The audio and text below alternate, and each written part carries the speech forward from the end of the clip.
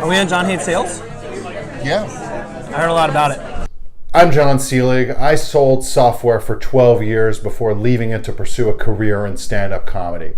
People say to me, Jon, it's so awesome that you're pursuing your passion. And I'm like, to be clear, my passion isn't stand-up comedy. It's never selling software again.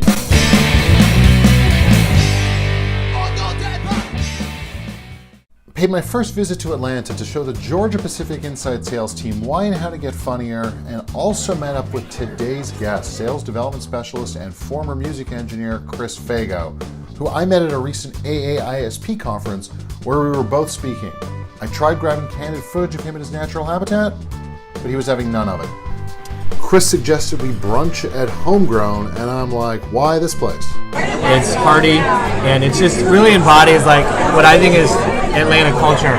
It's very warm, inviting. The people here are nice. There's art everywhere. It's a nice community vibe. Some of it is a little dark humored.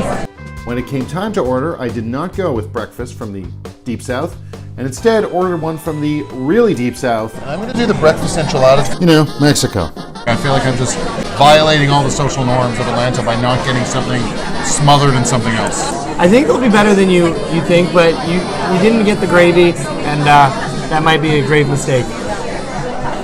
So what is that you ordered? So this is the comfy chicken biscuit. It is fried chicken with biscuits and turkey gravy, and of course a healthy orange slice to balance it out. I am new to biscuits and gravy. It sounds like you just moved to some sort of town that's built basically on starch and fat. So in the South we tend to start heavy and just stay heavy all day. It's part of our charm, right? Like, it's why everything is a little bit slower in the South.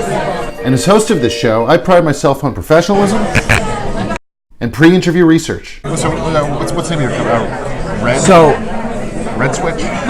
Switchback? Light switch? Red dog?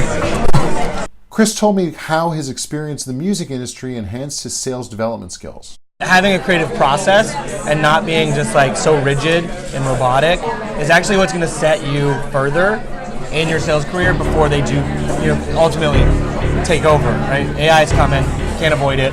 Yeah, AI will rule the world. But if you have a creative way of doing your job, you'll always be better than the robots.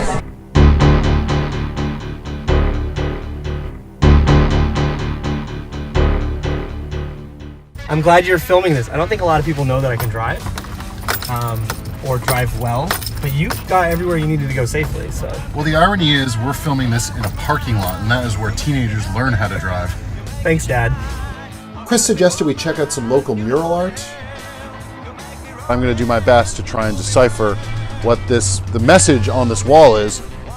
May you have the hindsight to know where we're going, cheap domestic beer, and give his sales development advice in a random parking lot just for you.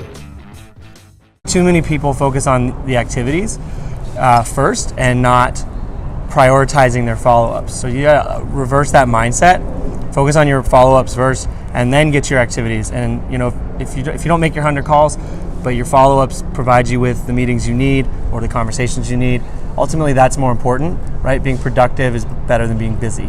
I do schedule my priority follow-ups, and sometimes they're in the morning and sometimes they're in the afternoon. Just like any sales guy who maybe they have a quota of X and they fall short, they can always go back into their pipeline and maybe try and pull something forward. An SDR should be able to do that as well, which is to say, if I only needed to get one more meeting to go over 100%, could I get it done?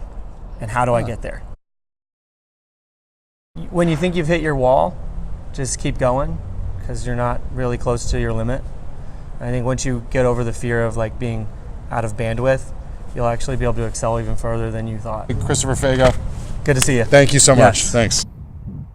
Bad news. I'm not a real talk show host. This was an elaborate ruse to remind you that sales is stand-up comedy without the 2-drink minimum, and that my Comedy for Salespeople training and workshop is a great team-building event which shows your sales team how they can get funnier to better relate, connect, and engage. Get in touch.